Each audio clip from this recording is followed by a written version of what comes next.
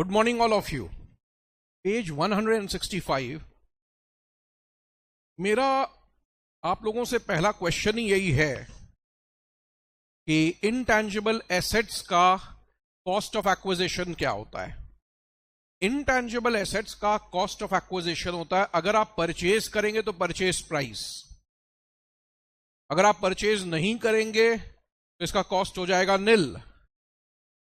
Previous owner से लिया तो उसका कॉस्ट। डेप्रीशिएबल, अगर डेप्रीसिएशन इनमें कभी भी क्लेम किया है तो WDV। लॉ खाली गुडविल के लिए ये बात बोलता है, बट इवन अदरवाइज किसी भी एसेट में अगर एक बार आप डेप्रीसिएशन क्लेम कर लें तो जनरल रूल के हिसाब से भी WDV उसका कॉस्ट हो जाएगा। That is as per the provisions of business profession. इन एसेट्स में हम 2001 का मार्केट प्राइस नहीं ले सकते, ये सबसे इंपॉर्टेंट बात है। नॉर्मली क्या होता है, you can take historical cost या 2001 का market price, which is higher. इन एसेट्स में हम इंडेक्सेशन को लेकर कोई रेस्ट्रिक्शन नहीं रखते, आप इंडेक्सेशन करना है करिए, लेकिन जो ओरिजिनल कॉस्ट है उसी का इंडेक्सेशन होगा। निल है तो निल का, परचेज प्राइस है तो परचेज प्राइस का। इसमें हम 2001 का मार्केट प्राइस आपको अलाउ नहीं करते हैं। This is really important. Possible भी नहीं है सर्टेन करना। कैसे सर्टेन करोगे? 2001 में टेनेंसी राइट का, लूम आवर्स का, ये सब का मार्केट प्राइस कैसा था? That will always be subjective also, subjective, open to debate. तो दो ही प्रिंसिपल है। इनटैंजिबल एसेट का कॉस्ट है निल, परचेज किया तो परचेज प्राइस, प्रीवियस ओनर से मिला, प्रीवियस ओनर डेप्रिसिएशन क्लेम किया तो WDV। रूल 1। रूल 2, इसमें 2001 का मार्केट प्राइस हम अलाउ नहीं करते हैं, जो ओरिजिनल कॉस्ट है वही लेना है। With these things in mind question number 19 attempt करिएगा।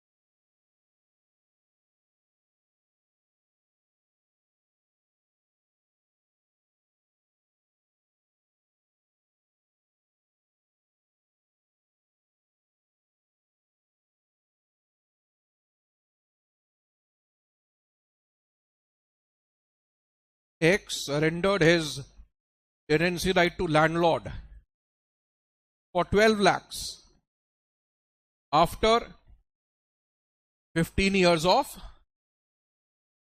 tenancy। इसका मतलब क्या है? ये एक टेनेंट था, लैंडलॉर्ड इसके पास आया होगा, लैंडलॉर्ड आया, बोला ये मकान खाली करो, बोला नहीं मेरा तो रहने का अधिकार है, हम छोड़ेंगे तो है नहीं। बोला नहीं नहीं मैं जानता हूं अधिकार है, मैं तुमको 12 लाख कंपेंसेशन देता हूं, खाली कर दो।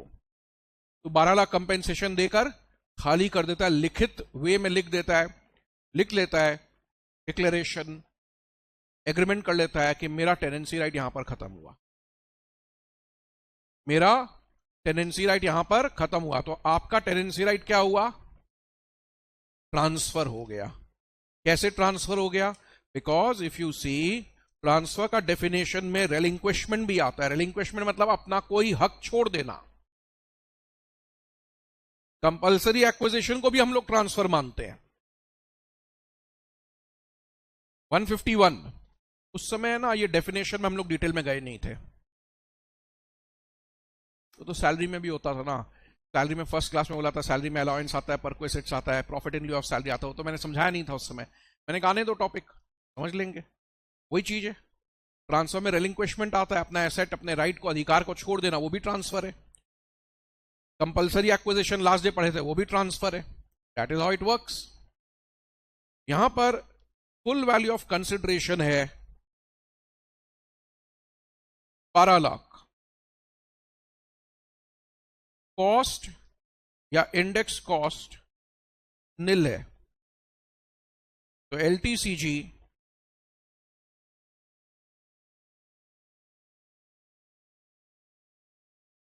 12 लाख रुपया है।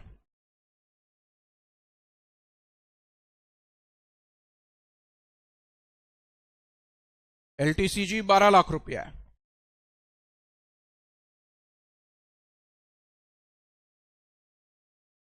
इसको थोड़ा सा हम लोग समझ लेते हैं, इसको थोड़ा सा समझ लेते हैं। अगर ये 23 जुलाई के पहले हुआ है तो भी कैपिटल गेन यही आएगा, 23 जुलाई के बाद आया तो भी कैपिटल गेन यही होगा, रेट ऑफ टैक्स का फर्क आ जाएगा। 20% लगेगा 23 जुलाई के पहले, 23 जुलाई के बाद 12.5 लगेगा। आंसर सेम है, बिकॉज कॉस्ट नहीं ले तो इंडेक्स कॉस्ट भी नहीं होगा। LTCG 12 लाख है, रेट ऑफ टैक्स का फर्क आएगा, 23 जुलाई के पहले तो 20 है, 23 जुलाई के बाद है तो 12.5 है। इसमें आपको चॉइस नहीं मिलेगा ऑप्शन 1 ऑप्शन 2, क्योंकि वो ऑप्शन चॉइस सिर्फ आपको लैंड बिल्डिंग में मिलता है।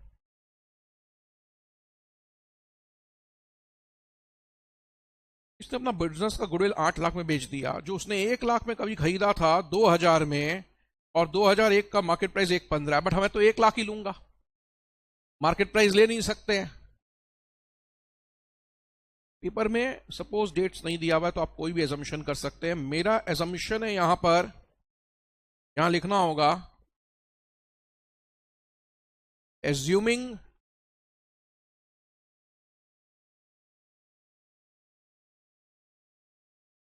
transfer took place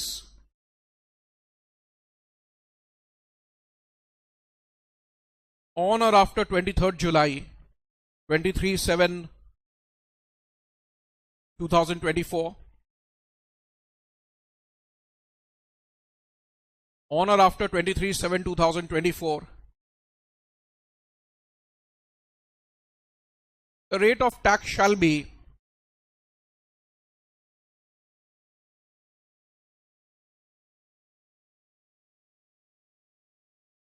rate of tax shall be 12.5% without indexation.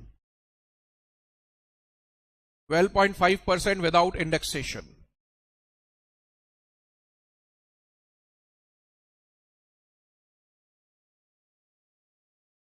चलेगा?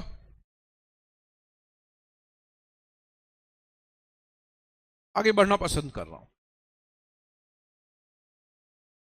FVC 8 लाख है ना, कॉस्ट ऑफ एक्विजिशन बोलो 1 लाख, LTCG 7 लाख।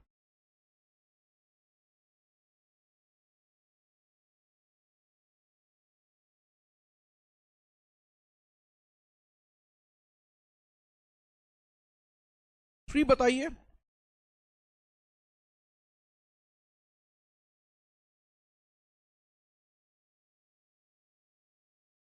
एक लाख कॉस्ट है वो ले लिया, परचेज किया तो परचेज प्राइस, नहीं तो नील, परचेज किया परचेज प्राइस होगा।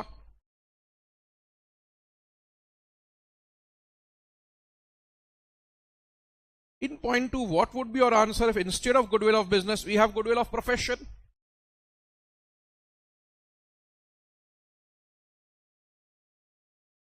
गुडविल ऑफ बिजनेस की जगह गुडविल ऑफ प्रोफेशन है तो आंसर क्या है?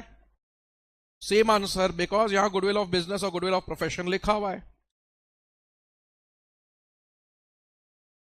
यहां गुडविल ऑफ बिजनेस और गुडविल ऑफ प्रोफेशन लिखा हुआ है तो सेम आंसर है।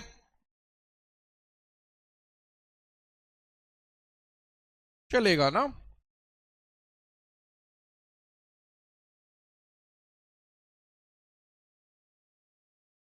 Conversion of capital asset into stock in trade.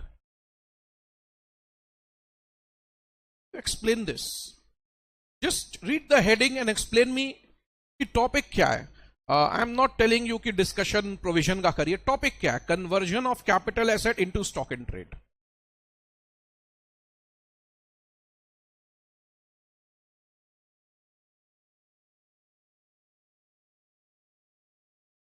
एक समय ऐसा था कि जब आपका शेयर्स कैपिटल एसेट होता था। आप शेयर्स में इन्वेस्टमेंट करते थे। आपका कोई दूसरा बिजनेस होता था, पेपर, केमिकल, कोई ग्रोसरी शॉप था, कोई शोरूम था। तो एक जमाना था जब आपका कोई दूसरा बिजनेस होता था, हो सकता है वो आज भी हो, लेकिन शेयर्स में आप इन्वेस्टमेंट्स करते थे।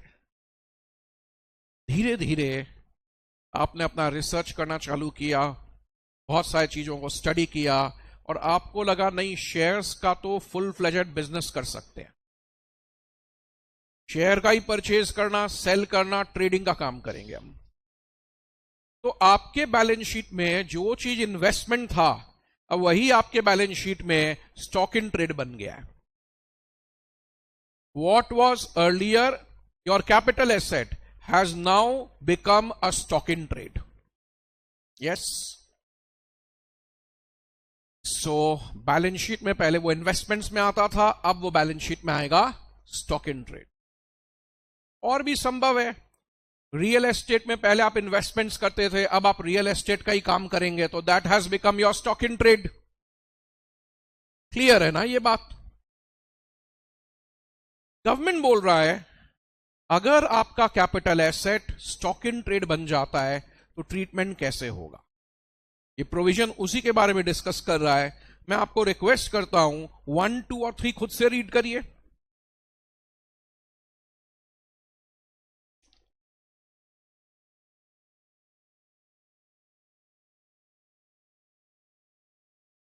Let us understand this topic now. 2001-2 में आपने कुछ शेयर्स परचेज किया। क्या सर हम लोग को कॉपी करना चाहिए? यस। 2001-2 में आपने शेयर्स परचेज किया।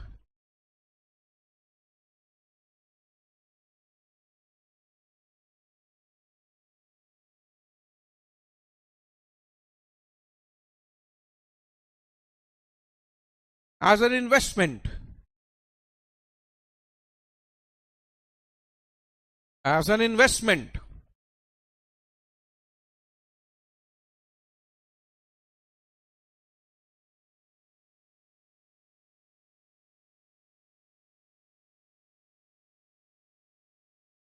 for 6 lakh,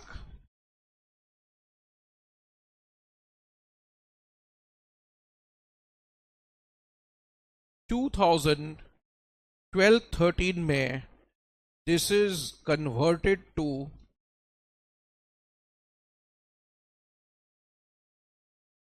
stock in trade when FMV was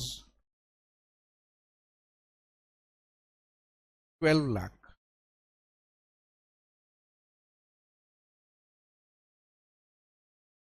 दो 2001-2 का बात है, आपने शेयर्स परचेज किया था एज एन इन्वेस्टमेंट 6 लाख रुपया में, और 2012-13 में आपने उसको 12 लाख जब वैल्यू था तब स्टॉक में कन्वर्ट कर दिया। यानी आप इन्वेस्टर थे, यहां से ही आपका एक नया बिजनेस चालू हो गया। बैलेंस शीट में भी जो पहले इन्वेस्टमेंट कैटेगरी में था वो नीचे स्टॉक इन ट्रेड में आ गया। 24-25 में आपने उसको सेल कर दिया for 35 lakhs.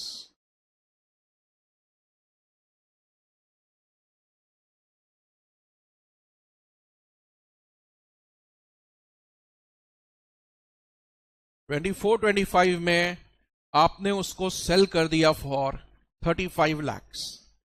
Question will arise, computation कैसे होगा?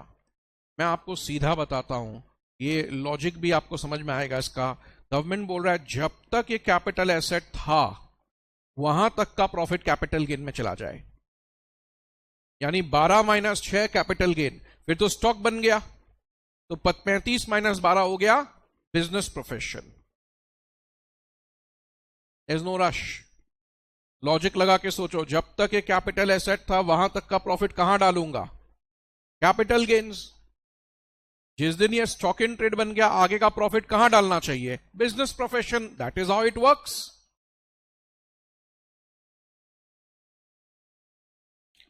You have to tell me, do you have clarity or not? You have clarity? लेकिन ये पूरा इनकम हम चार्ज करेंगे इन द ईयर 24-25। ये पूरा इनकम हम चार्ज करेंगे इन द ईयर 24-25, बिकॉज मियर कन्वर्जन से इनकम अराइज नहीं हुआ। मियर कन्वर्जन से इनकम अराइज नहीं हुआ, इनकम अराइज हुआ आपका जब आप बेचे तब। एटलीस्ट इस पोर्शन में तो गवर्नमेंट ने यही ट्रीटमेंट रखा है कि हम कैपिटल गेन चार्ज करेंगे ईयर ऑफ सेल में। ये बात 1 और 2 में चेक करिए फिर से। कैपिटल गेन लगता है ट्रांसफर पे, और कैपिटल एसेट को स्टॉक बना दोगे तो ट्रांसफर मान लेंगे। लेकिन हम बोल रहे हैं टैक्स अभी नहीं लगाएंगे, टैक्स लगाएंगे only in the year of sale. इसमें याद रखिएगा कैपिटल गेन अराइज हो रहा है 24-25 में जब सेल कर रहे हैं, ठीक है, लेकिन ट्रांसफर कब हुआ? 12-13 यानी 23 जुलाई के पहले इन एनी केस। तो इन एनी केस इंडेक्सेशन का बेनिफिट मिलेगा। यस, कहना इससे लॉजिक भी यही बोलता है कि जब तक कैपिटल एसेट है वहां तक का प्रॉफिट कैपिटल गेन्स, जिस दिन स्टॉक में कन्वर्ट हो गया आगे का प्रॉफिट बिजनेस इनकम चलेगा। 2024-25 में मैं बोल रहा हूं कि पहले बिजनेस इनकम निकालेंगे। क्यों? हेड ऑफ इनकम में बिजनेस इनकम पहले आता है। हेड ऑफ इनकम में बिजनेस इनकम पहले आता है, सैलरी, एचपी, फिर बिजनेस प्रोफेशन, फिर capital gains. So sale value 35 lakh,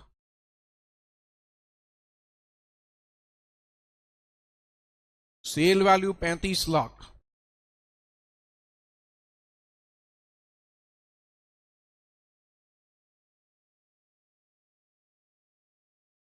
fair market value on conversion 12 lakh,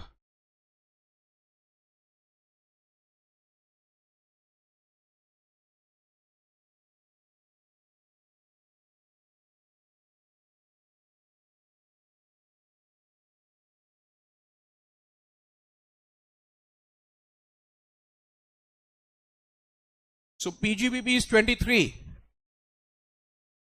PGBP is 23,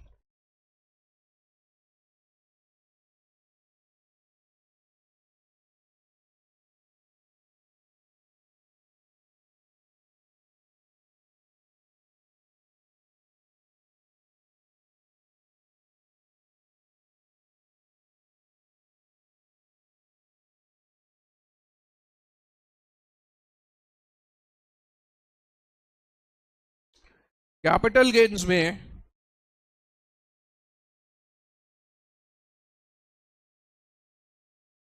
period of holding 1-2 से 12-13,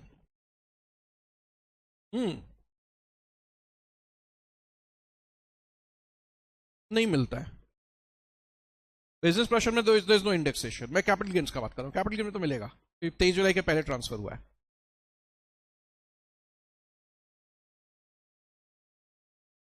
वो लिस्टेड शेयर्स के लिए था।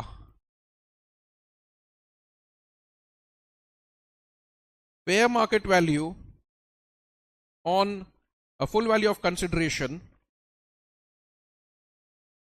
क्या full value of consideration? FMV on the date of conversion, कितना?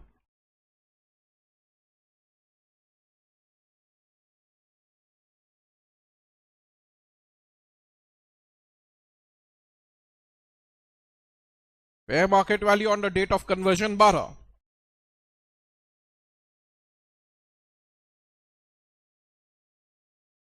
Less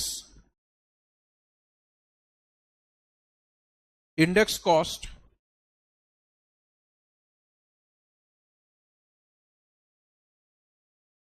ऊपर में 12-13 का इंडेक्स आएगा, नीचे में 2001-2 का। ऊपर में 12-13 का इंडेक्स आएगा, नीचे में 2001-2 का।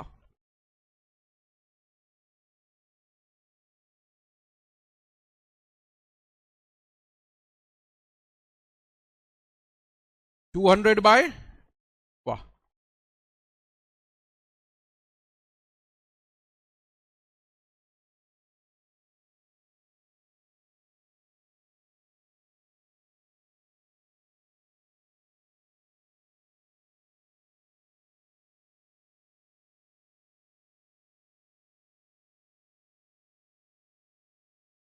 I am saying you just need to understand a bit. Capital asset को आपने स्टॉक में कन्वर्ट कर दिया। जब तक ये कैपिटल एसेट है वहां तक का इनकम चला जाता है कैपिटल गेन्स में। जिस दिन ये स्टॉक इन ट्रेड बन जाता है आगे का इनकम चला जाता है बिजनेस प्रोफेशन में। चलेगा? You must work out question number 20।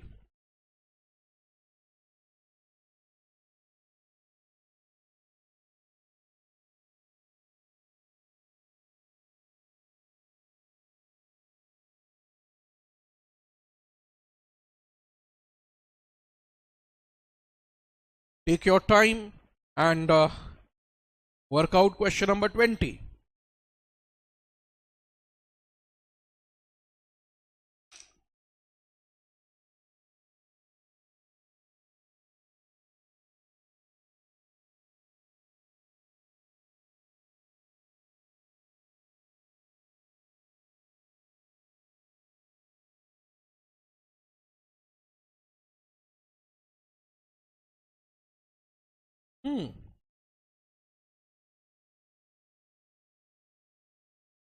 Market price तो देना पड़ेगा, डिटेल्स तो उनको देना होगा, नहीं तो आप सम कहां से करेंगे?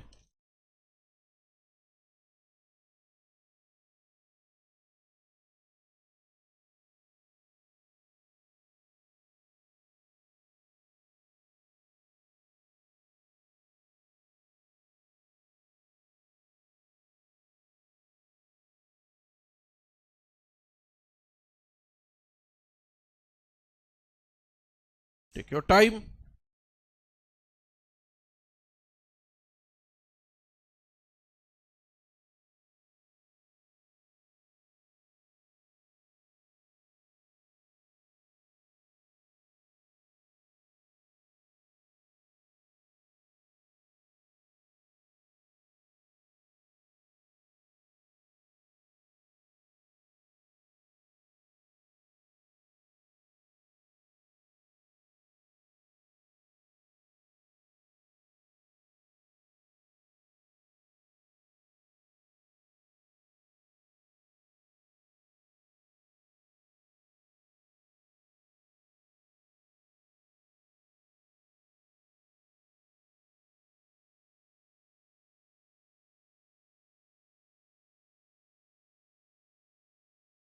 करिए, कोशिश करिए, कोई नोट लिख दीजिए, है ना?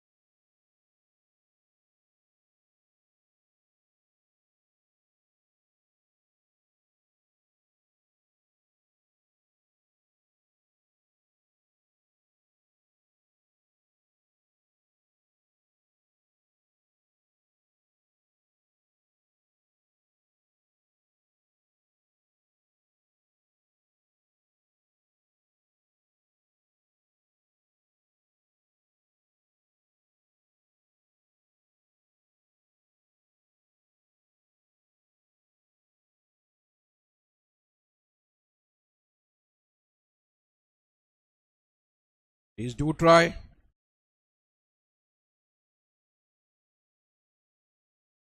जब तक कैपिटल एसेट है वहां तक का प्रॉफिट कैपिटल गेन है। जिस दिन स्टॉक बन गया आगे का प्रॉफिट चला जाएगा बिजनेस प्रोफेशन में।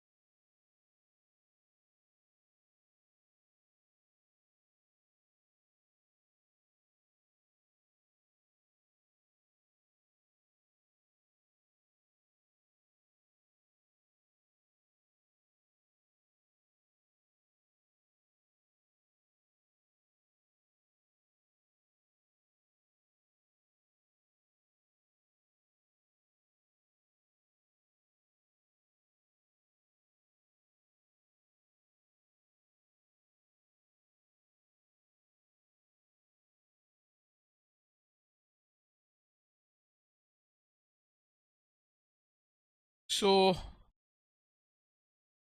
computation of total income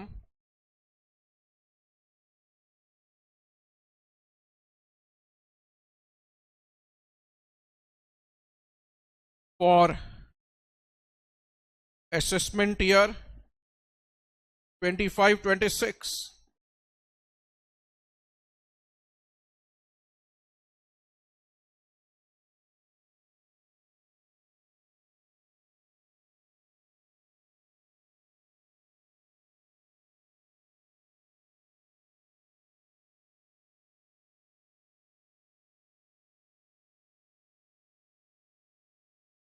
Full value of consideration कितना 95।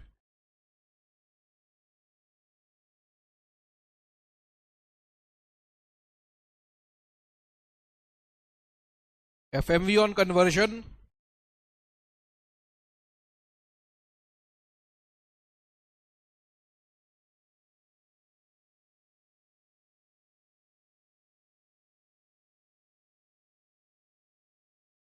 GB 15।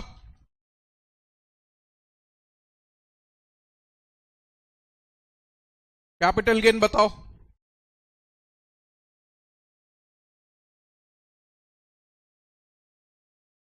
वन 8 से लेकर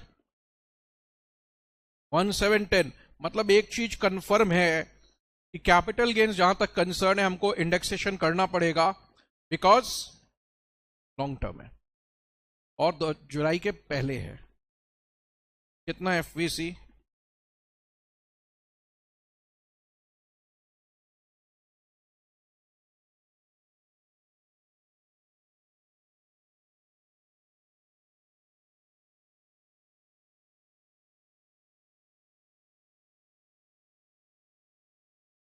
जब भी इंडेक्सेशन करना है पीरियड ऑफ होल्डिंग देखकर इंडेक्सेशन करो।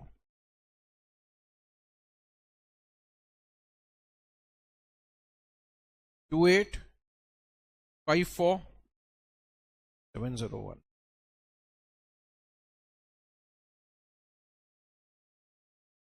5 1 4 5 3। टोटल इनकम बताओ 66। पर्सनल कार क्या है ना, पर्सनल मूवेबल इफेक्ट है। पर्सनल मूवेबल इफेक्ट है, उसके ट्रांसफर पे कोई कैपिटल गेन राइज नहीं होगा, कैपिटल एसेट ही नहीं है।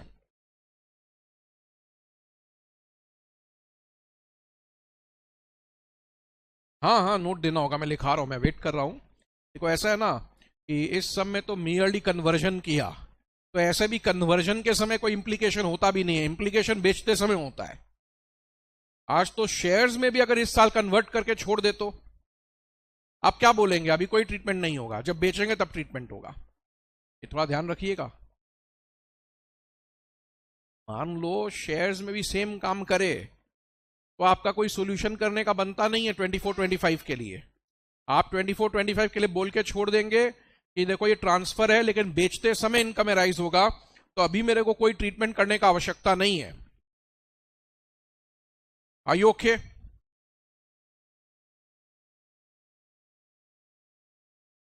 लिखिए,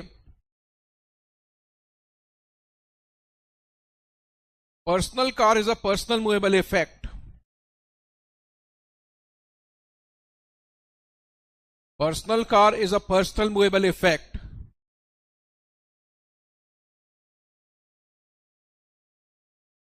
and no capital gain arises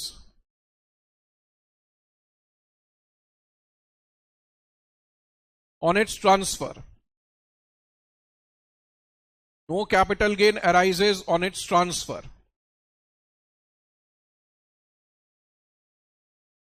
Are you okay with this? ठीक है ना? मैं आगे बढ़ना पसंद कर रहा हूं।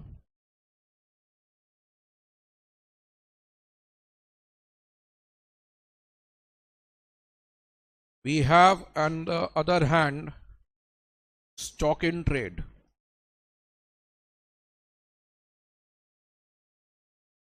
Now this gets converted to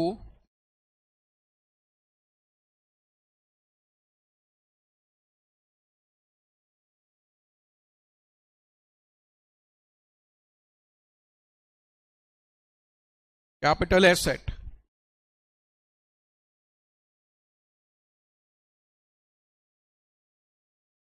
Finally, this is sold.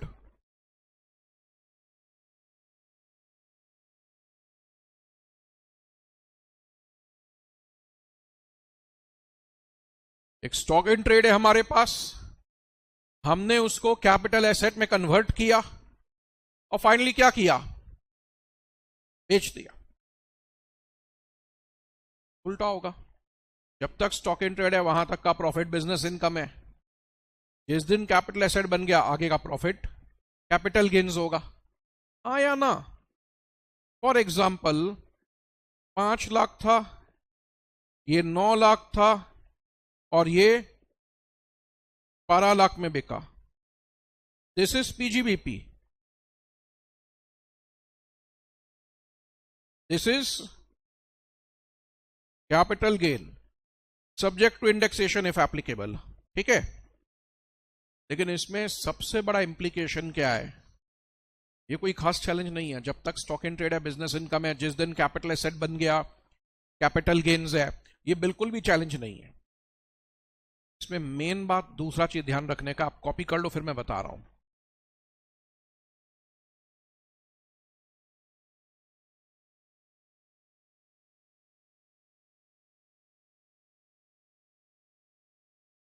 Are you okay?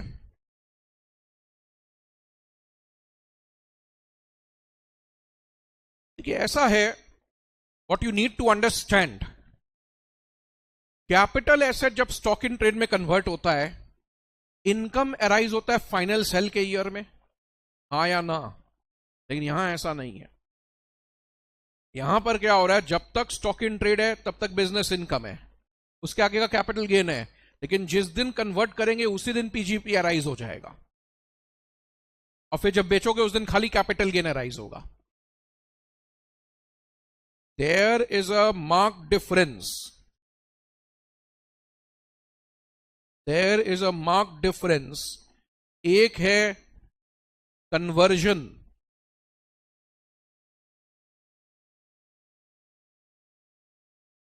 Of capital asset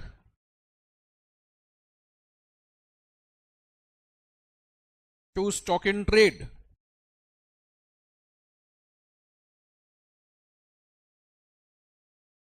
दूसरा है conversion of stock in trade to capital asset.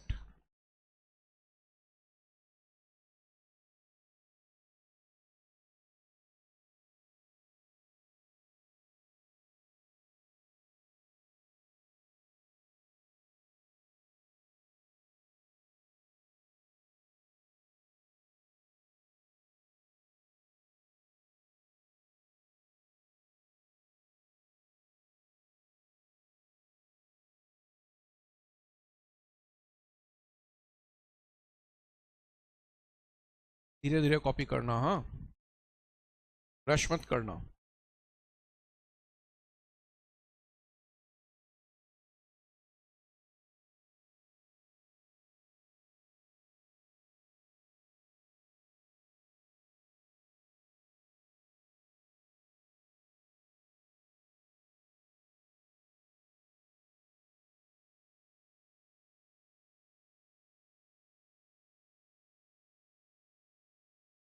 Must understand the topic, you must study it well.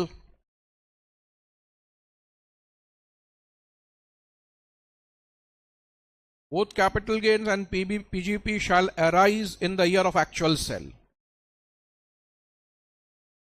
बात बाकी वही है, जब तक capital asset capital gain फिर stock in trade होगा, बिजनेस इनकम, वो कोई इशू नहीं है, लेकिन दोनों कंप्यूटेशन फाइनल सेल के ईयर में होता है। इसमें क्या है, PGBP arises in the year of conversion itself.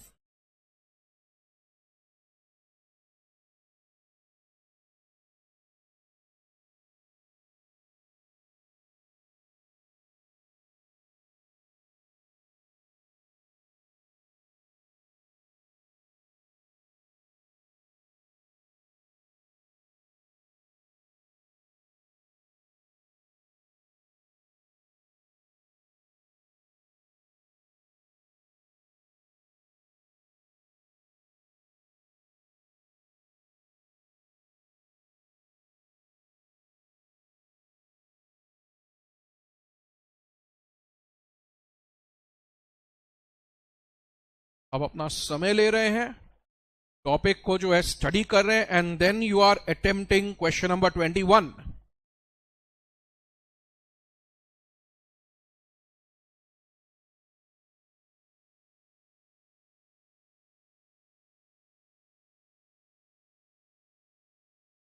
मैं 1 मिनट से बेसी लूंगा नहीं। स्टैम्प सेलिंग से ज्यादा stamp market price which is low.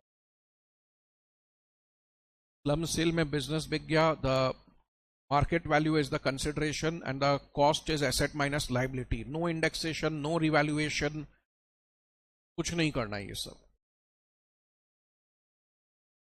Compulsory acquisition और इंश्योरेंस क्लेम में टैक्स अराइज होता है जब रुपया मिलता है। इनटैंजिबल का एसेट का कॉस्ट है परचेज प्राइस, नहीं तो नील। 2001 का मार्केट प्राइस हम लोग लेते नहीं है। अभी आप फिलहाल इसको स्टडी कर रहे हैं, को लर्न करने का नहीं है, वही चीज याद रखना। जब तक कैपिटल एसेट है कैपिटल गेन, आगे का स्टॉक इन ट्रेड बन गया तो आगे का business income, and vice versa, ये याद रखने। 2 मिनट अपने आप से इंटरेक्ट करें। इंटरेक्ट करने के बाद क्वेश्चन नंबर 21 करें। आपको प्रोविजन पढ़ के उतना फायदा नहीं है, आपका फायदा है आप मेरा डायग्राम को देख, डायग्राम और इसको देखकर, and then move to question 20। I will be waiting for you.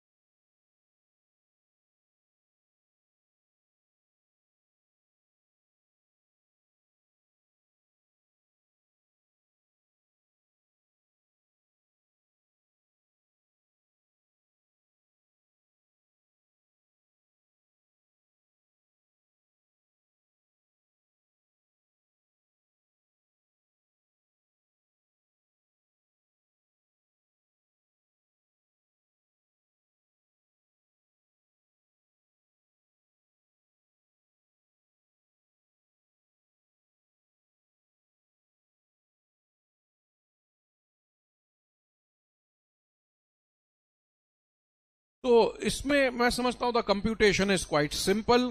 Mohan ने शेयर्स खरीदा मोहन लिमिटेड का 5 लाख में, 24-25 में,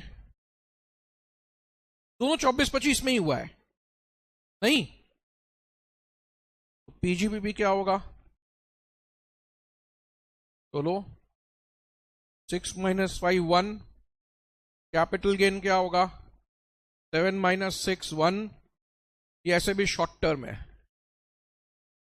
ये ऐसे भी शॉर्ट टर्म है, इसमें ऐसा कोई डिस्प्यूट्स नहीं है, कोई इश्यूज नहीं है।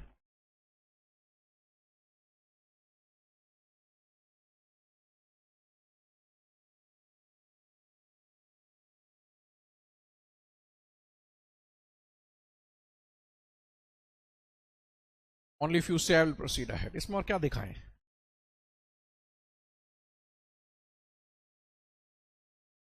किसी को लगे अपना पैटर्न ऑफ राइटिंग को लेकर सही है नहीं है क्या है, अपने आंसर्स कभी भी मेरे को व्हाट्सएप में भेज सकते। व्हाट्सएप में अभी तक तो मेरा कोशिश यही रहा है सारे रिप्लाईज को 24 आवर्स के अंदर दे देने का, इंडिविजुअली पर्सनली। मैं चाहता हूं आप लोग कम्युनिकेशन थोड़ा सा बढ़ाएं। मेरा नंबर दिया हुआ ही है आप लोगों को, आराम से खुल के मैसेज करिए, कोई भी पढ़ाई को लेकर हेल्प चाहिए, मैथ्स के सब्जेक्ट को लेकर। आगे बढ़ता हूं, अगला टॉपिक आप खुद ही देखिए, जॉइंट डेवलपमेंट एग्रीमेंट है।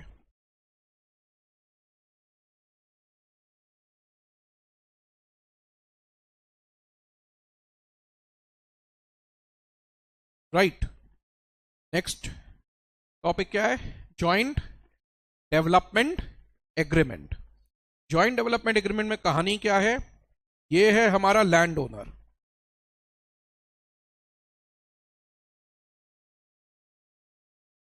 और ये है हमारा builder.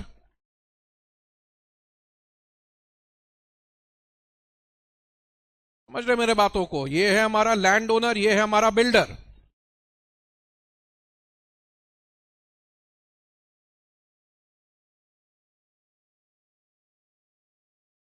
Land owner mister L ने ये लैंड परचेज किया था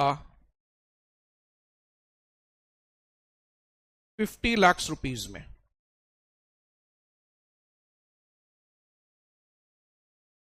बिल्डर का नजर इस लैंड पे जाता है, वो लैंड ओनर को बोलता है ये लैंड मुझे दे दे ठाकुर। डील होता है, वो बोलता है कि देखो तुम्हारे इस पीस ऑफ लैंड में मैं एक प्रोजेक्ट बनाऊंगा, इस प्रोजेक्ट में 50 फ्लैट्स होंगे, 20 फ्लैट्स तुमको मिल जाएगा, 30 फ्लैट्स मैं रख लूंगा। हाँ, तुमको 2 करोड़ मॉनिटरी कंसिडरेशन भी देंगे। तो अल्टीमेटली क्या हुआ? ये जॉइंट डेवलपमेंट है। जॉइंट डेवलपमेंट कैसे हुआ? मिलके कैसे डेवलप हुआ? क्योंकि एक जन का लैंड एक जन का बिल्डिंग है। लैंड ओनर को क्या मिलेगा? लैंड मिलेगा सर। ओ, लैंड ओनर को क्या मिलेगा? फ्लैट्स मिलेगा। और क्या मिलेगा? Monetary consideration. तो बिल्डर इसको देगा से monetary consideration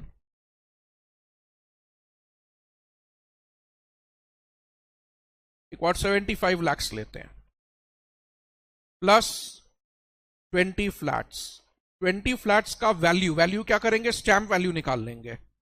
stamp value 200 lakh से।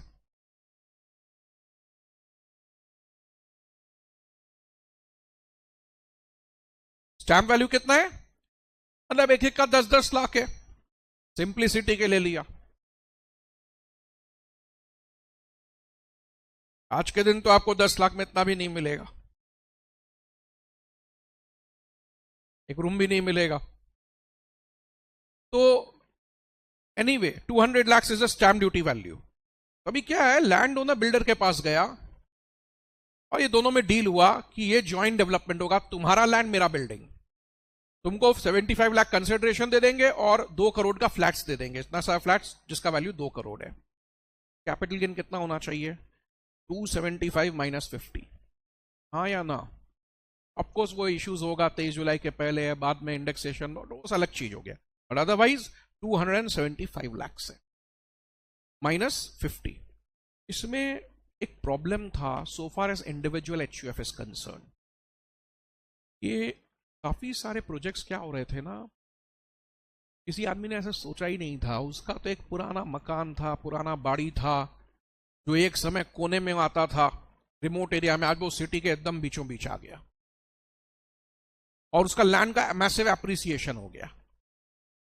तो जब एग्रीमेंट हो रहा था, उसके माइंड में अब ये चल रहा है कि ठीक है, मेरा लैंड का ओनरशिप तो आज ट्रांसफर हो रहा है,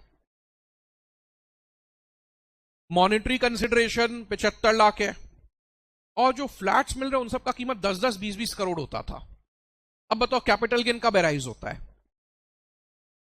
कैपिटल गेन में एक्रूअल बेसिस है, तो कैपिटल गेन एराइज होता है ट्रांसफर ऑफ कैपिटल एसेट पे। लैंड ट्रांसफर कब हो रहा है? कम ऑन, लैंड ट्रांसफर कब हो रहा है? आज के दिन, जिस दिन ये एग्रीमेंट हुआ, एग्जीक्यूट हो गया, आज के दिन। लेकिन इसको कंसिडरेशन क्या मिलेगा? फ्लैट्स मिलेगा। वो कब मिलेगा? 4 साल बाद, 5 साल बाद। वो देखता था 10 करोड़ मेरा कंसिडरेशन आ रहा है, मॉनिटरी तो ठीक है थोड़ा बहुत मिल रहा है, 9-10 करोड़ के फ्लैट्स मिल रहे हैं, सब मिला के सोचो 10 करोड़ आ रहा है। ये मिलेगा कब? 4 साल बाद, जब प्रोजेक्ट कंप्लीट नहीं हुआ तो सामने वाला 20 फ्लैट देगा कहां से? फ्लैट बिल्डिंग बनेगा तब फ्लैट देगा ना, मॉनिटरी तो थोड़ा बहुत ही मिलता है इसमें। अब कॉस्ट है 50 लाख, सब मिला के सोचो 9 करोड़ का कैपिटल गेन है। 9 करोड़ पे 20% भी टैक्स अगर मार लो, फिर सरचार्ज वगैरह जोड़ लो, तो 2 करोड़ का टैक्स आ रहा है। अब वो आदमी सोच रहा है 2 करोड़ का टैक्स दे कहां से? मतलब नॉर्मल आदमी है, वो अपना मकान में खुश है, नहीं समझे आप? He is happy in himself. Suddenly उसका लैंड का वैल्यूएशन बढ़ गया, बिल्डर्स आने लग गए उसके पास, वो बोला 2 करोड़ टैक्स कहां से दे हम? इसीलिए गवर्नमेंट ने क्या किया कि जॉइंट डेवलपमेंट एग्रीमेंट में बोला कि कैपिटल गेन उस साल नहीं लगेगा जिस साल ये ट्रांसफर होता है, कैपिटल गेन उस साल लगेगा जिस साल प्रोजेक्ट कंप्लीट होगा। बाद बाकी कोई खास बात नहीं है।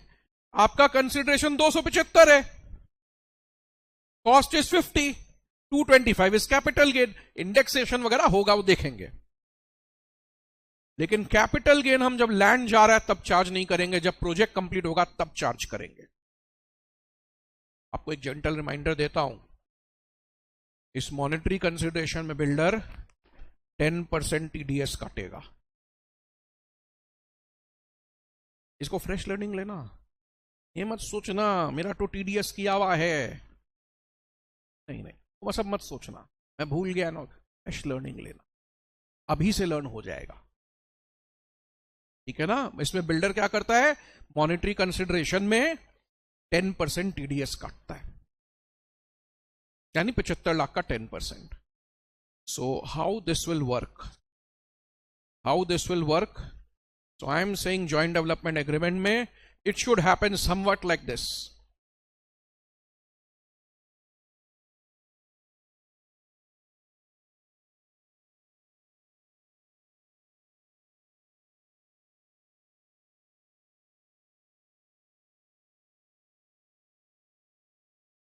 आपको कोई भी पूछे, वो वाला डायग्राम कर लिए थे copy.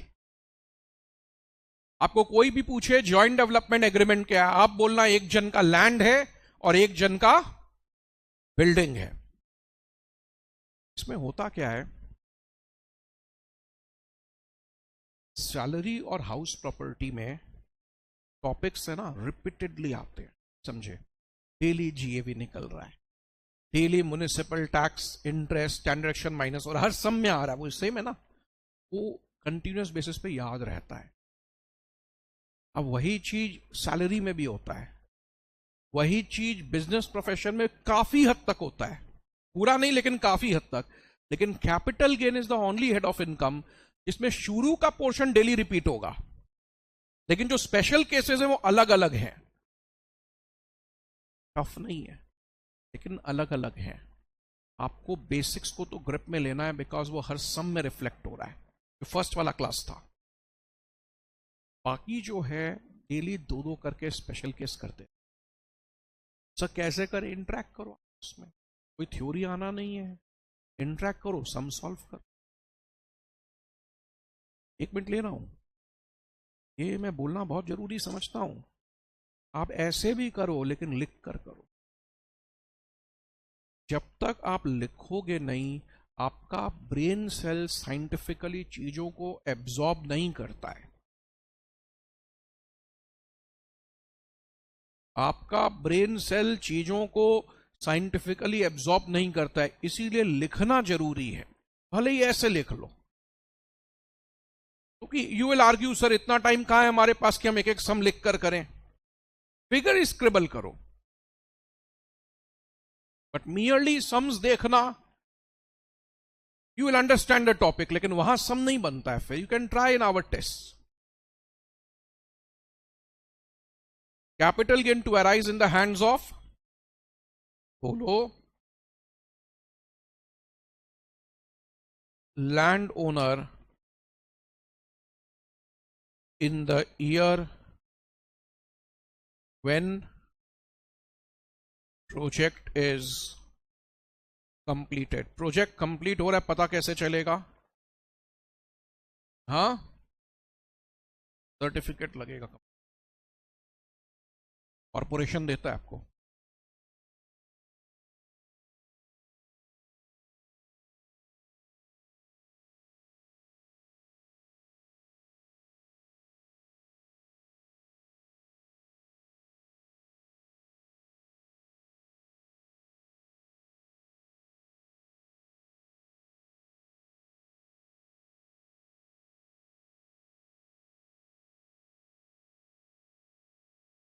Computation full value of consideration होगा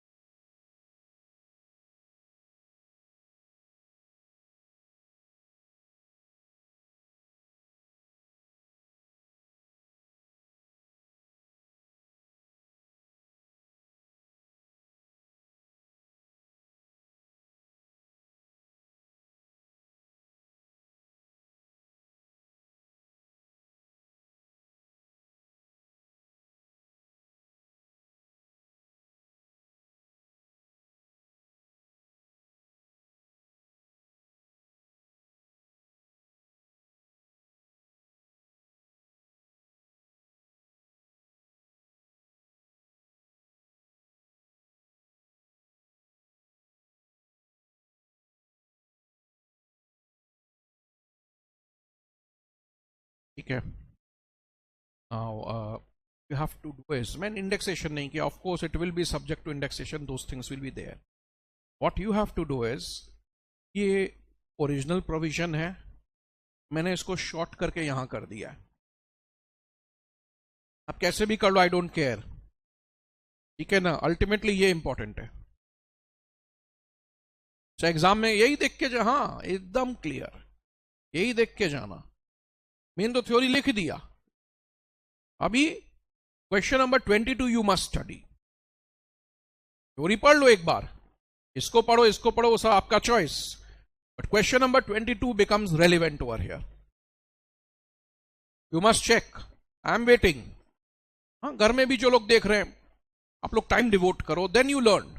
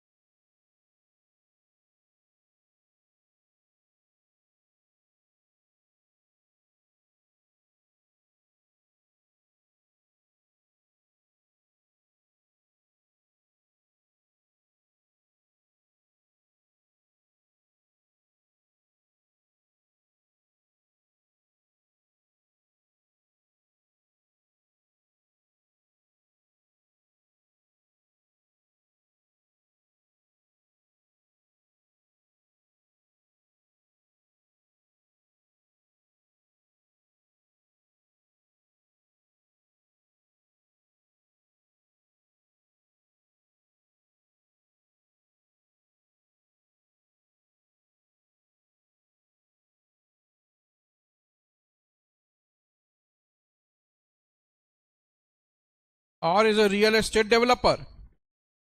He enters into a joint development agreement with L. As per agreement, L shall transfer his land to R. R will get 50 lakhs as refundable advance. मेरे को refundable advance से कोई मतलब नहीं है. मेरे को refundable advance से कोई मतलब नहीं है. वो तो refundable है. 100 लाख कंसिडरेशन मिलेगा. फ्लैट्स का 200 है तो 300 हो गया. कॉस्ट है 60. अभी इंडेक्सेशन करके दिए हैं. कॉस्ट अलग से अवेलेबल नहीं है तो इंडेक्सेशन का ऑप्शन चुन रहे हैं. लैंड ट्रांसफर हो रहा है ना, 23 जुलाई के बाद भी ऑप्शन है. प्रोजेक्ट कब कंप्लीट हुआ? हाँ, 24-25. 24-25 में कैपिटल गेन अराइज हो जाएगा. 300 माइनस 60. खास बात नहीं है. रिफंडेबल एडवांस इग्नोर हो जाएगा. बिल्डर को मॉनेटरी कंसिडरेशन 100 लाख पर 10% टीडीएस काटना. इस प्रकार से हमारा special cases of capital gain complete होता है. और कैपिटल गेन में स्टार्ट होता है एक बहुत ही important part, which is your exemptions of capital gain section 54.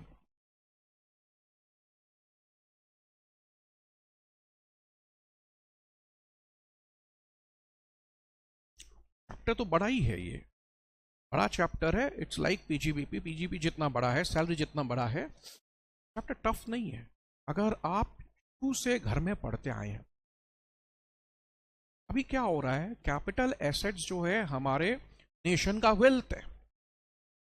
तो हमने एक आपको इंसेंटिव दिया है कि आप अगर घर बेचते हो, ये पहला घर पर है, दूसरा लैंड पर है, तीसरा वापस घर और बॉन्ड्स, ये सबको लेकर है. तो अलग अलग एसेट्स कवर किए हैं, बट मोस्टली इसमें हाउस और लैंड ये सभी कवर्ड है. तो एक आदमी ने अपना घर बेचा. पुराना घर जब उसने बेचा, उसको 1 करोड़ रुपए का कैपिटल गेन्स हो गया. तो गवर्नमेंट को लग रहा है इसके देखो 1 करोड़ का कैपिटल गेन हुआ, ये अभी करेगा क्या? ये इस 1 करोड़ को स्पेंडिंग करेगा, पार्टी करेगा, पिकनिक करेगा, फॉरेन टूर करेगा, गाड़ी खरीदेगा, BMW, ये सब करेगा. गवर्नमेंट बोला एक इसको इंसेंटिव देते हैं कि तुम्हारे ये जो कैपिटल गेन हुआ है ना घर बेचने से, तुम वापस एक नया घर खरीद लो. अगर तुम घर बेच के वापस नया घर खरीद लेते हो तो हम तुमको कैपिटल गेन एग्जेम्प्ट कर देंगे, माफ है, टैक्स नहीं लगेगा. एक आदमी ने रेसिडेंशियल हाउस बेचा, वापस नया रेसिडेंशियल हाउस खरीदा या कंस्ट्रक्ट किया, तो उसके लिए उसको एग्जेम्पशन दे रहे हैं. इसका एग्जेम्पशन है रेसिडेंशियल हाउस ट्रांसफर करके वापस नया खरीदने का. कब तक खरीदना है? 1 साल के पहले या 2 साल के अंदर.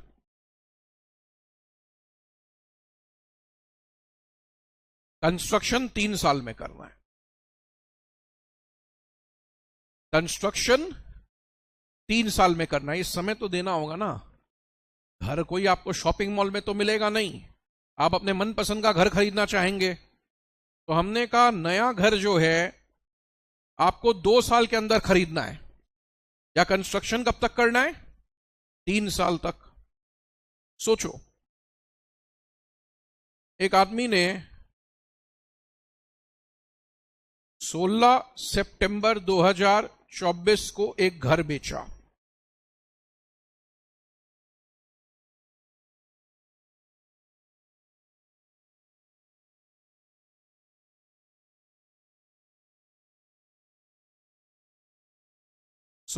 सितंबर 2024 को घर बेचा.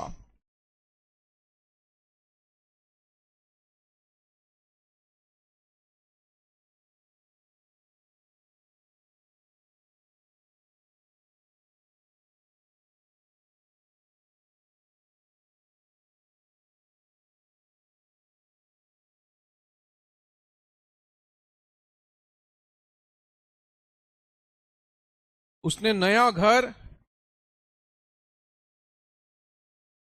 कंस्ट्रक्ट किया.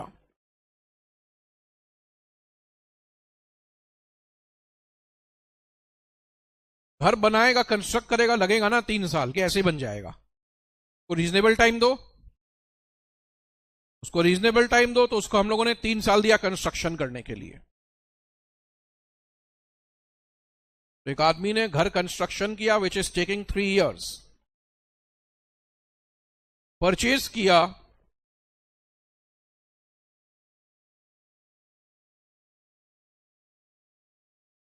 दो साल में।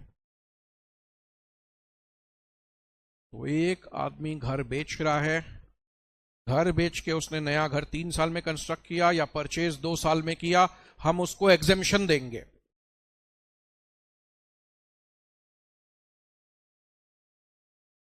हम उसको एग्जेम्पशन देंगे। थोड़ा समझना पड़ेगा आपको भी। लॉ में लिखा है घर परचेज करना है 1 साल पहले या 2 साल के अंदर, कंस्ट्रक्शन करना है 3 साल के अंदर। टाइम लिमिट चेक करिए।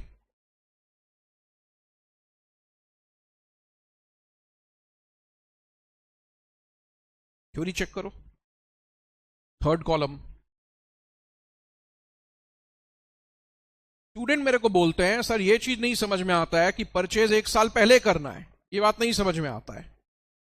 Because we are understanding this कि कंस्ट्रक्शन 3 साल में करना है, परचेज 2 साल में करना है। क्योंकि नया घर अपने पसंद का ढूंढोगे, 2 साल लग सकता है ढूंढने में, to your choice, table time दे दो उसको। लेकिन 1 साल पहले परचेज करना है, ये कहानी नहीं समझ में आ रहा है सर। एक बात बताओ, एक परिवार वाला आदमी है और उसके पास एक ही घर है, वो क्या करेगा? पहले नया घर सिक्योर करेगा, फिर पुराना बेचेगा, कि वो पुराना बेच के परिवार के साथ निकलेगा नया घर ढूंढने? Obviously the first one. Government इसीलिए बोल रहा है कि नया घर 1 साल पहले भी आप सिक्योर कर सकते हैं। बिकॉज अगर आपके पास एक ही घर है तो आप नया घर सिक्योर करके फिर पुराना बेचेंगे, that's the only choice you have.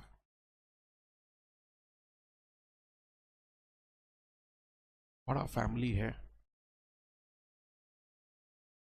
पहले तो एक घर में ये लोग रह रहे थे, अब भाई भाई सोच रहे हैं कि with due course of time it's better we purchase 2 houses. उन्होंने एक घर बेचा और अब वो 2 नया घर खरीद रहे हैं। क्या हम एग्जेम्पशन दोनों घर का दे सकते हैं? तो प्रोविजन स्टार्ट होता है as 1 residential house in India. Provision start होता है 1 रेसिडेंशियल हाउस इन इंडिया, एक ही घर में मिलेगा। लेकिन आगे जाके बोल रहा है कि अगर कैपिटल गेन 2 करोड़ क्रॉस नहीं करता है तो once in a lifetime आप 2 हाउसेस पे क्लेम कर सकते हैं।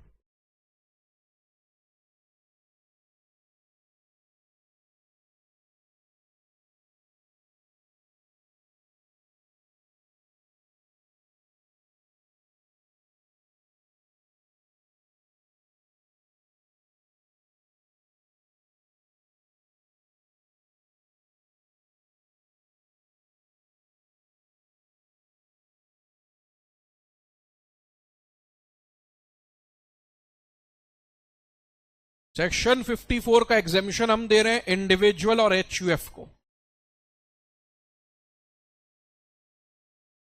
इसमें 3 बात मैंने बताया, घर बेच के घर खरीदने से एग्जेम्पशन है। इससे क्या होगा? कंट्री का कैपिटल इंटैक्ट रहेगा, वेल्थ बेच कर रुपए आया वापस वेल्थ में लग गया, ठीक है ना? तो उसके लिए समय देना होगा, 1 साल पहले, 2 साल के अंदर परचेज, कंस्ट्रक्शन 3 साल के अंदर। कितने घर में एग्जेम्पशन मिलेगा? 1 residential house in India, once in a lifetime आप 2 घर में क्लेम कर सकते हैं। एक बार जिंदगी में हम 2 घर भी आपको देंगे एग्जेम्पशन। वो बात क्या करना चाहिए sir? Just read 1(4) this one. इसका सेक्शन नंबर 54 है, मैंडेटरी होगा, याद रखना।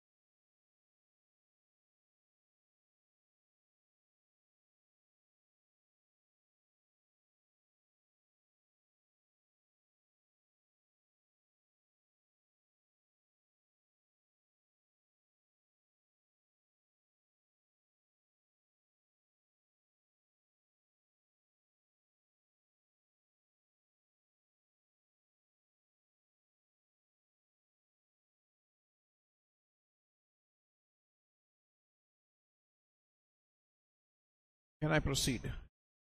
बहुत सिंपल क्वेश्चन ले रहा हूं। 23 170 में है।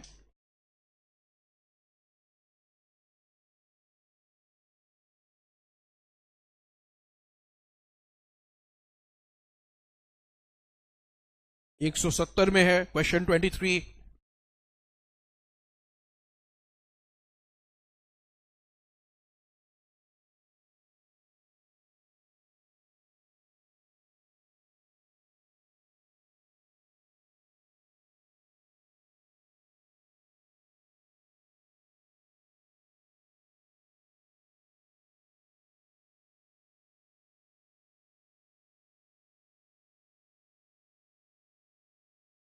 प्रीवियस ईयर 24-25 में कंप्यूटेशन हो रहा है। एग्जामिशन उस साल मिलता है जिस साल आप पुराना घर बेचते हैं, उस साल नहीं मिलता है जिस साल आप नया एसेट परचेज करते हैं। बिकॉज आपको तो 2-3 साल का टाइम वैसे भी दिया है। तो आप 24-25 में बेचे, घर हो सकता है 25-26 में खरीदे, आपको एग्जामिशन 24-25 के ही कंप्यूटेशन में मिलेगा। इसमें क्या है कि मैं 2000 कर रहा हूं, पेज 170 2000 कर रहा हूं।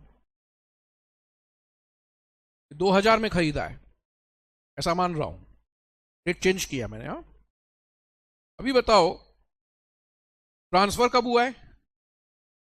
16 जुलाई, यानी 23 जुलाई के पहले। 23 जुलाई के पहले तो इंडेक्सेशन तय है, आपको कोई और ऑप्शन मिलता नहीं है। 12.5% विदाउट इंडेक्सेशन का ऑप्शन मिलता नहीं है। So how do you solve it? बोलो। एफवीसी 60 लाख,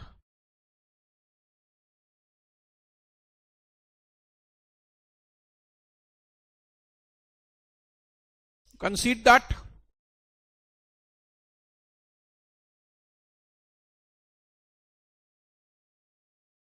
एफवीसी 60 लाख,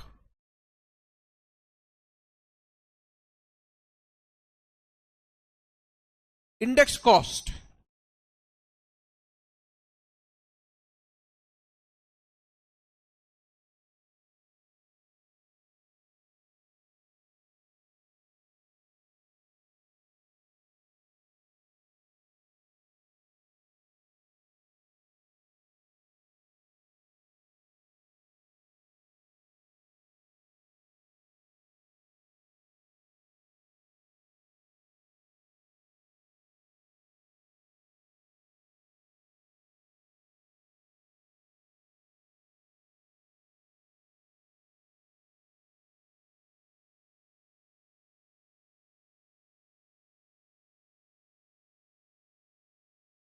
कितना?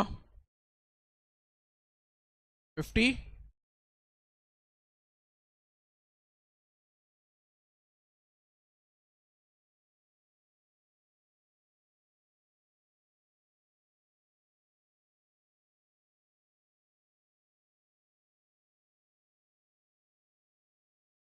क्या इसने नया घर खरीदा?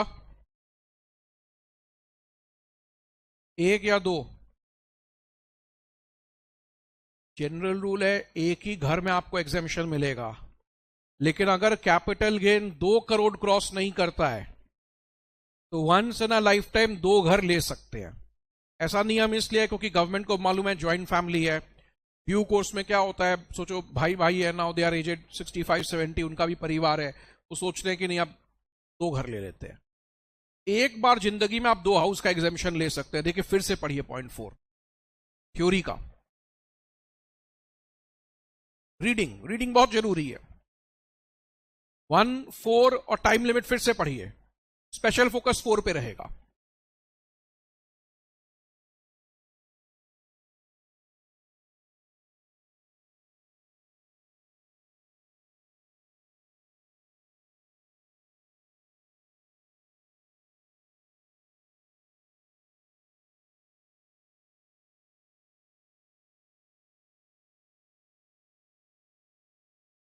So, are you convinced? Are you fine with it?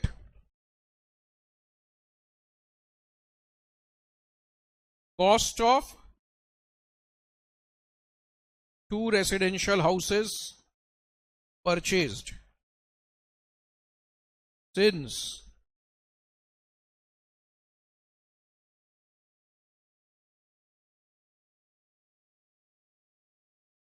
capital gains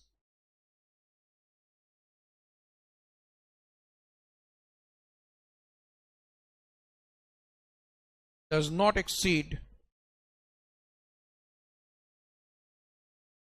2 crores.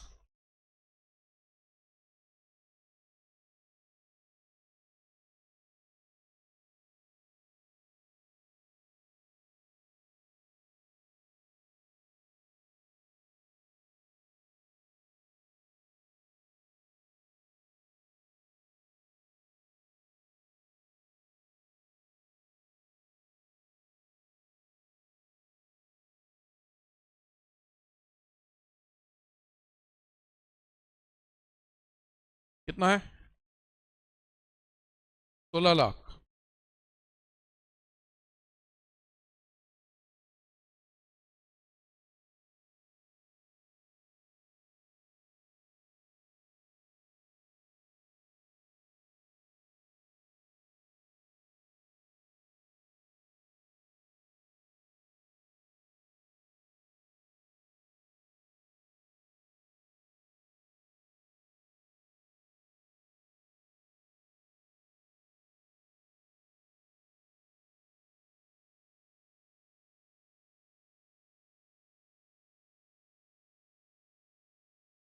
Are you okay with this?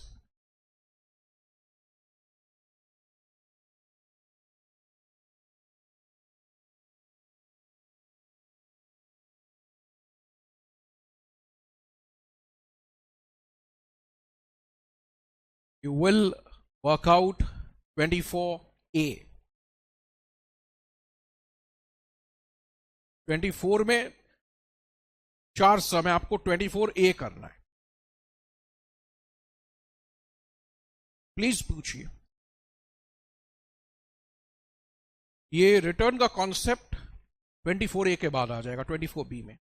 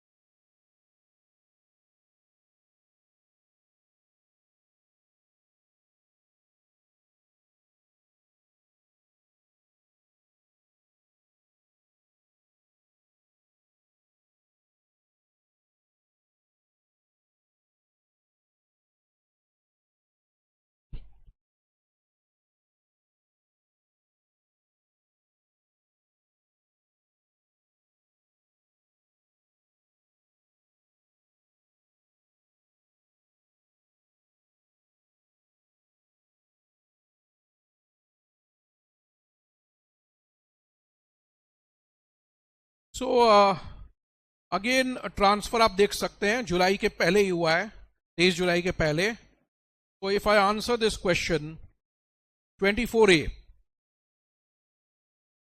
एफवीसी बताओ.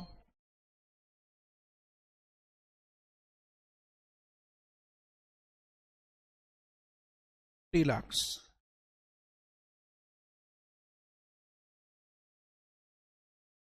इंडेक्स कॉस्ट नहीं, वो ठीक है, सीधा बता दो. 58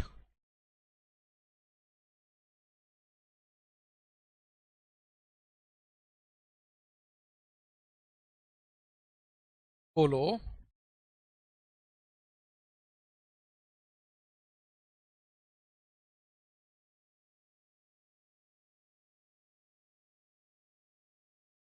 एग्जामिशन अंडर 54 कितना?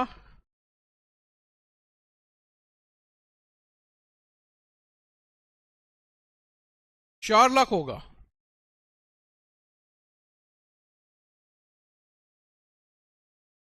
क्योंकि दोनों 50,000 ईच है और परचेज का खर्चा इसमें जुड़ जाता है.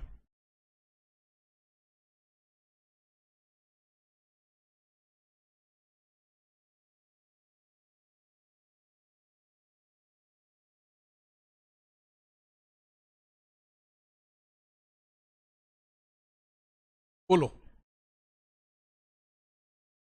ओहो, सो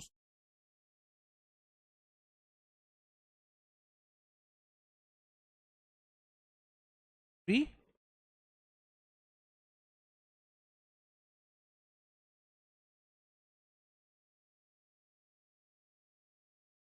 There's no rush.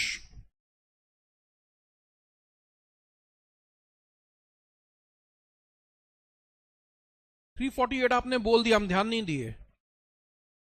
Of course आप लोग जो बोले हम ले लिए. 363 था.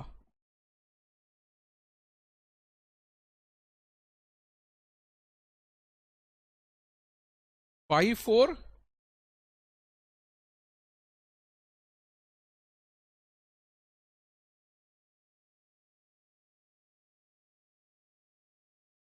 हाँ,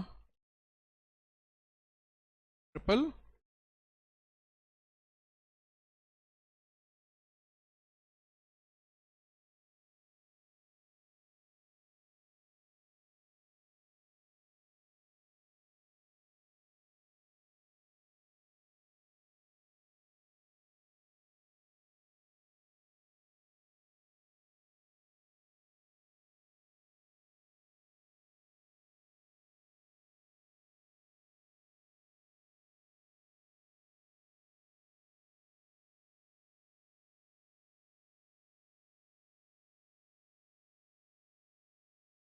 please.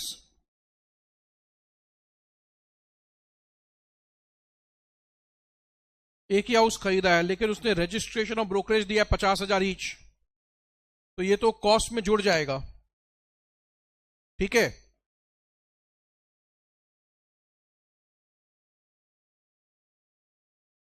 You tell me, should I proceed? So, are you okay with this? अच्छा हुआ आपने पॉइंट आउट कर दिया, मैंने तो जो इंडेक्स बोला ले लिया वो.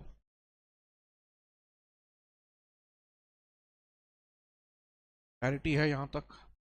आपको ध्यान में है कि रिटर्न फाइलिंग डेट होता था कंपनी और जिसका ऑडिट होता है 31 अक्टूबर, बाद बाकी सबका 31 जुलाई, है ना. कंपनी और ऑडिट पार्टीज का 31 अक्टूबर. ऑडिट किसका होता है? जिसका बिजनेस का टर्नओवर 1 करोड़ से ज्यादा हो, प्रोफेशन का 50 लाख से ज्यादा. अभी इसमें क्या है, इशू कहां आएगा मैं आपको बता देता हूं. Are you okay with this till here? आगे बढ़ूं? समय देंगे मेरे को? एसएससी को अपना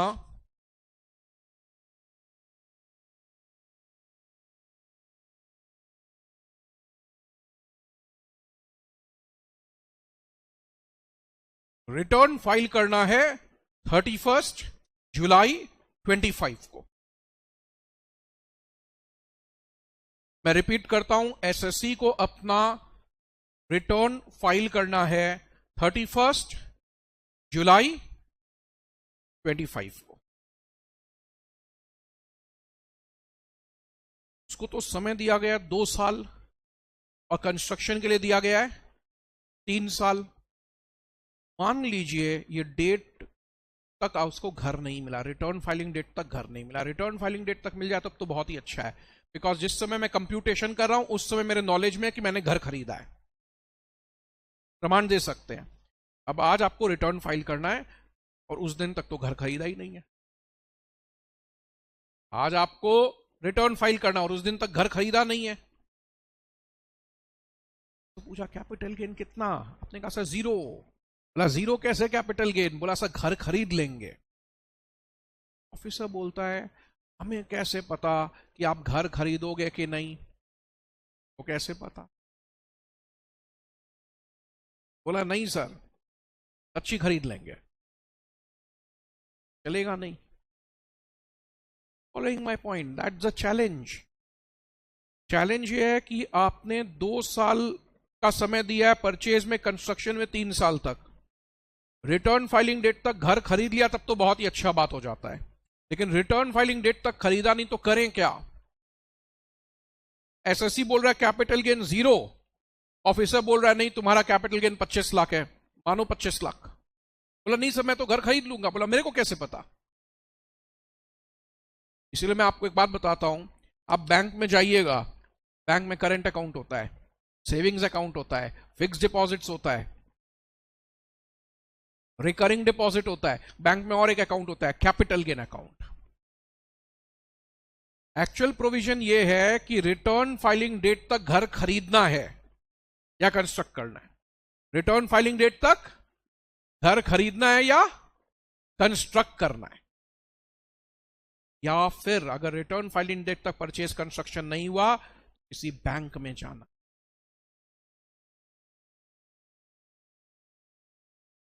बैंक में जाकर बोलना है मेरा sir capital gain account open करिए।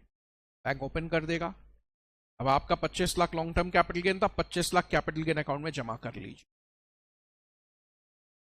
मतलब वो रुपया सेट असाइड होगा। अभी ऑफिसर पूछेगा आपको घर टकी ने चो, घर खरीदा?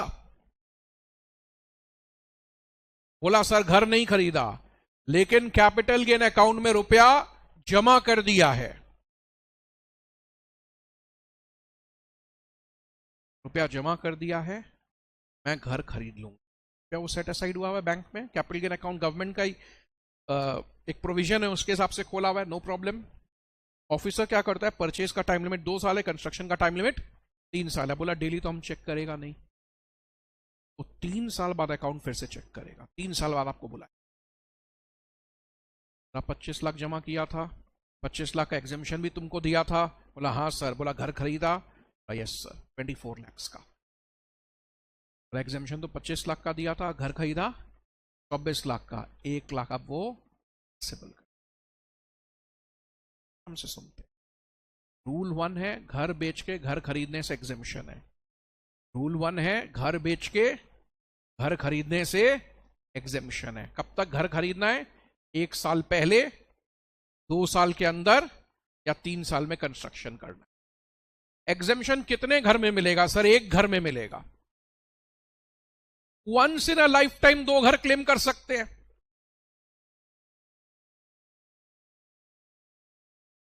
अगर 2 करोड़ क्रॉस नहीं किया तो। और इसका मेन प्रोविजन क्या है? मैंने आपको टाइम लिमिट दे दिया 2 साल 3 साल का, कंप्यूटेशन पहले ही मांग लेते हैं आपसे।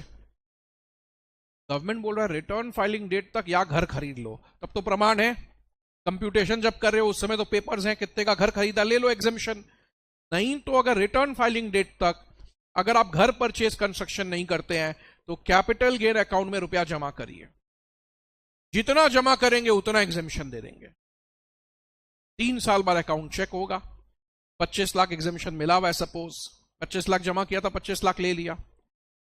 अब 25 का घर खरीदा, नो प्रॉब्लम, कुछ नहीं करना, एग्जामिशन तो दिया हुआ ही है पहले।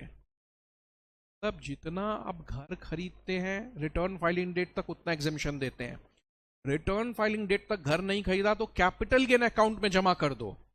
जितना अकाउंट में जमा करेंगे एक बार ये एजम्पशन हो जाएगा इतने का आप घर खरीद रहे हैं, एक एजम्पशन हो जाएगा। तो आप 25 लाख जमा किया, हम तो एग्जेम्पशन दे के बैठे हैं आपको, 25 का घर खरीदा नो प्रॉब्लम, 26 का खरीदा एग्जेम्पशन बढ़ेगा नहीं।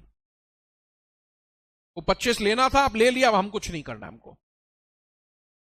लेकिन अगर आप 24 का घर खरीदे, ऑफिसर बोलेगा तुमको 25 लाख का एग्जेम्पशन दिया था ऑन द एजम्पशन कि तुम 25 लाख का घर खरीदेगा, लेकिन तुम घर कितने का खरीदा? बोला सर 24 लाख का। बोला now 1 lakh will be taxable.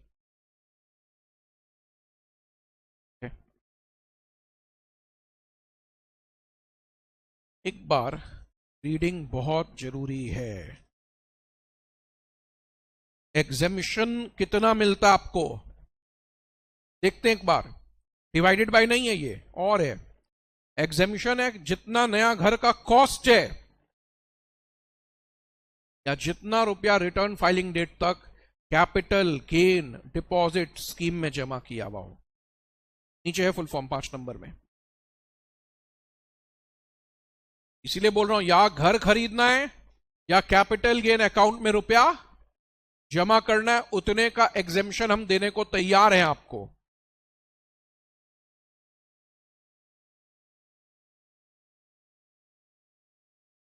Five,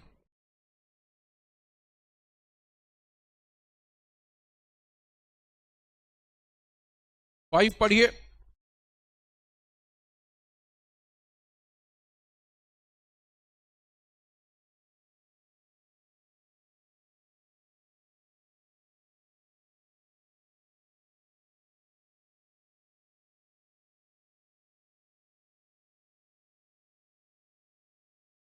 in order to avail the exemption आपको purchase construction return filing date तक करना है।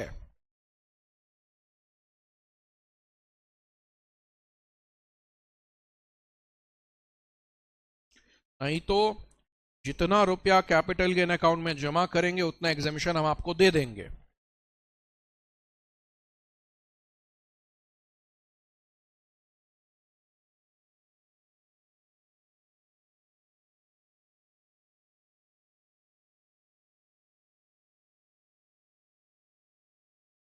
क्लियर? इसमें आखिरी बात, हाईएस्ट एग्जेम्पशन 10 करोड़ रुपए का है।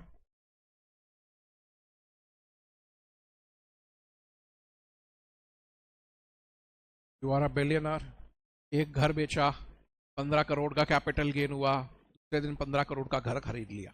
नहीं नहीं, एग्जेम्पशन 10 करोड़ है, 10 करोड़ से ज्यादा एग्जेम्पशन नहीं मिले। एक बार ये सारे पॉइंट्स को रिकैप कर लेते हैं। 54 एग्जेम्पशन दे रहा है इंडिविजुअल एचयूएफ को। आपको बेचना रेसिडेंशियल हाउस है, कमर्शियल हाउस नहीं, ऑफिस बिल्डिंग वगैरह ये सब में नहीं है। रेसिडेंशियल हाउस बेच के रेसिडेंशियल हाउस परचेज कंस्ट्रक्ट करना है। कब तक करना है? 1 साल के अंदर या 2 साल के अंदर, और कंस्ट्रक्शन 3 साल। एग्जेम्पशन कितना है? जितना नया घर का कॉस्ट है या जितना कैपिटल गेन अकाउंट में जमा पड़ा हुआ है। हाईएस्ट एग्जेम्पशन मतलब अगर किसी के 100 करोड़ का कैपिटल गेन हुआ, वो 100 करोड़ का घर खरीद लिया, महल खरीद लिया, पैलेस खरीद लिया, एग्जेम्पशन 10 करोड़ ही रहेगा। कितने घर का? एक घर का मिलता है। लेकिन 2 करोड़ कैपिटल गेन क्रॉस नहीं करे तो once in a lifetime 2 घर भी दे देंगे। ये तो ठीक ही है, या जमा करो या परचेज करो। रिटर्न फाइलिंग डेट तक एक एक्शन होना पड़ेगा आपका, एक एक्शन रिटर्न फाइलिंग डेट तक होना पड़ेगा। आपको उसी दिन तक घर खरीदना है रिटर्न फाइलिंग डेट तक, या उसी दिन तक कैपिटल गेन अकाउंट में जमा करना है।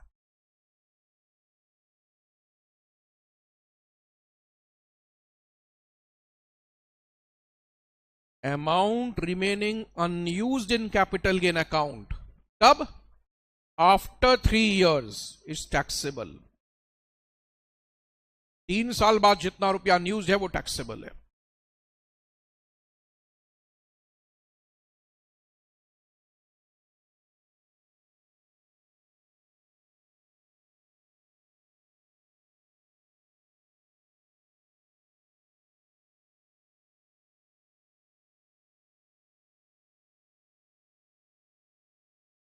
I am asking you, can I proceed interact with yourself all these program? अपने आप को सुन, घर बेच के घर खरीदने से एग्जेम्पशन है, आईएएस 10 करो, एक घर का वंस इन लाइफ टाइम 2 कर ले सकते हैं, लेकिन घर खरीदना इंडिया में है। इंडिया में कैपिटल फॉर्मेशन चाहिए, कैपिटल बाहर जाएगा क्या फायदा है? जितना रुपया सीजीडीएस में जमा करेंगे एग्जेम्पशन मिलेगा, लेकिन 3 साल बाद अनयूज रुपया टैक्सेबल होगा। आप कन्विंस्ड हैं कि, अगर आप कन्विंस्ड हैं तब हम लोग क्वेश्चन 24 बी सॉल्व करेंगे। आप ही कर लीजिए, पहले आप 2 मिनट इंटरेक्ट तो करिए अपने आप के साथ, प्रोविजन याद है कि नहीं? बोलो ना।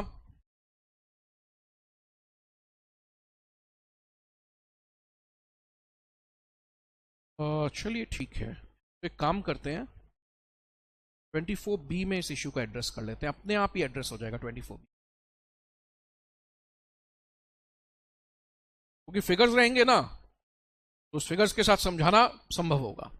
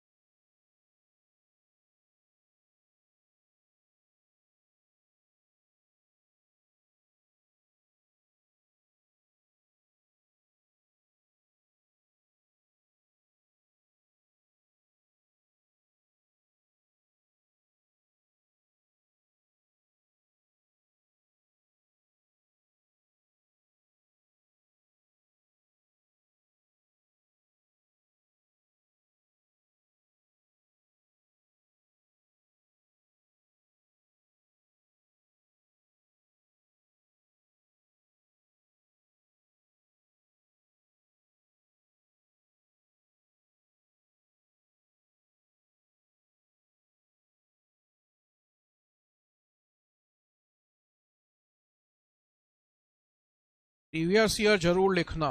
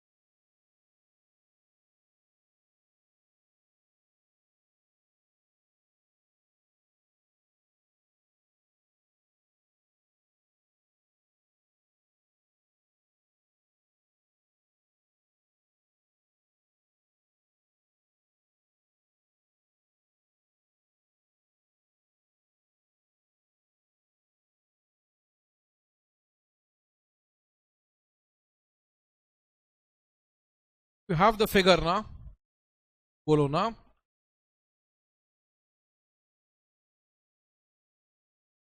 इसको ग्रॉस एलटीसीजी बोलेंगे, इसको थोड़ा मत भूलना, ग्रॉस।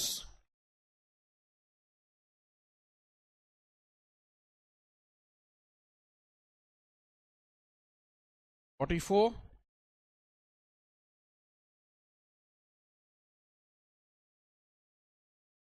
44 19 200।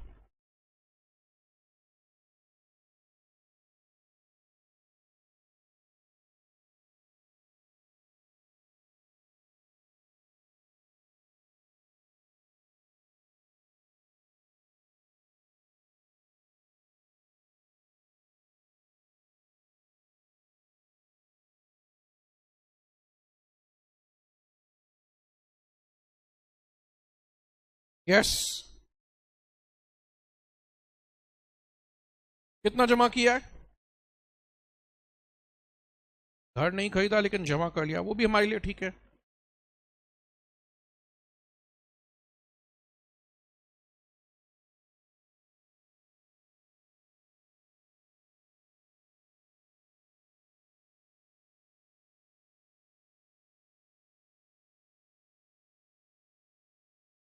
तीस जून को किया है, फाइलिंग डेट के समय क्या किया? ही हैज डिपॉजिटेड कितना, 3,10,000 इन रिटर्न फाइलिंग डेट।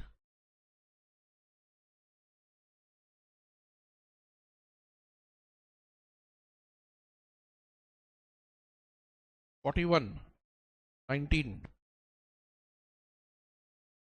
ये जो आपका क्वेरी था, क्या हुआ?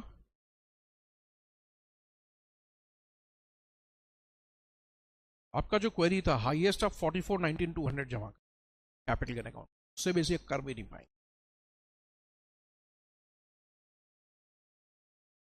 तो टैक्सेबल हो ही गया।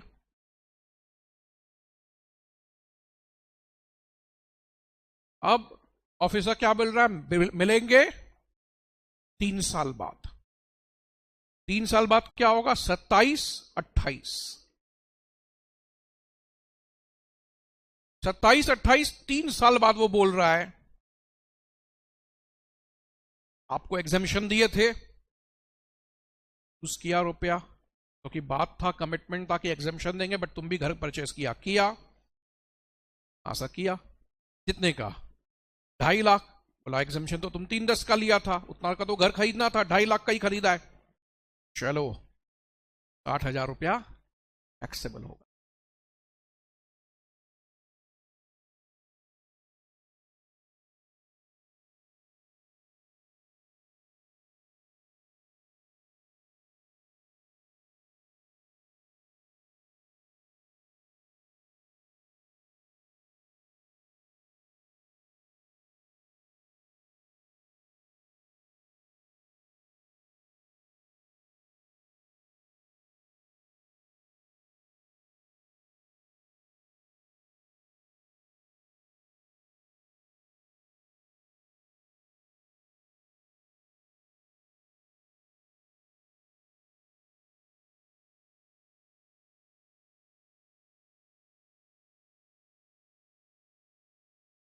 इसमें क्या है ना, कल के क्लास के लिए पहले ही बोल देता हूं, कल के क्लास के लिए आपको फर्स्ट क्लास तो हर दिन याद रहना चाहिए। इसके अलावा 54 पढ़कर आ रहे हैं, सेक्शन 54 ये जो पढ़ाया है, क्योंकि 54 के साथ और 4-5 सेक्शन है, और 4-5 सेक्शन है 54 के साथ। सो व्हाट हैपेंस इज, वो एक प्रोविजन याद रहेगा तो बाकी सब भी बढ़िया से हो जाएगा। स्पैम कैपिटल एसेट नहीं, वेरी आर्टिस्टिक वर्क है। सेल 12 अगस्त 24 शेयर्स में, लिस्टेड शेयर्स में, आज क्लियर कर देते हैं, लिस्टेड इक्विटी शेयर्स में 10%, 12.5%। इंडेक्सेशन तो मिलता ही नहीं है, 1,25,000 का एग्जेम्पशन भी है, शॉर्ट टर्म में 15/20, 20% with indexation, 12.5% without indexation, and building में चॉइस में 9। घर बेच के घर खरीदने से 54 है। नया घर कब तक खरीदना है, 1 साल पहले, 2 साल के अंदर, 3 साल में कंस्ट्रक्शन करना है। हाईएस्ट एग्जेम्पशन 10 करोड़ रुपया है। एक आदमी को वंस इन लाइफ टाइम 2 घर में मिल सकता है, अदरवाइज 1 घर में मिलता है, वो भी तब जब कैपिटल गेन 2 करोड़ क्रॉस ना करे। जितना रुपया जमा करेंगे एग्जेम्पशन मिलेगा, अनयूज रुपया टैक्सेबल होगा। अब यही ये सोचो, 3,10 की जगह 2.5 लाख की जगह 4 लाख का घर खरीदता तो हम एग्जेम्पशन बढ़ाएंगे नहीं, वो जो ले लिया वो ले लिया। जिस समय आप जमा करते हैं उसी समय सोच समझ के जमा करें, एग्जेम्पशन बढ़ना तो है नहीं, कम हो सकता अनयूज रहने से।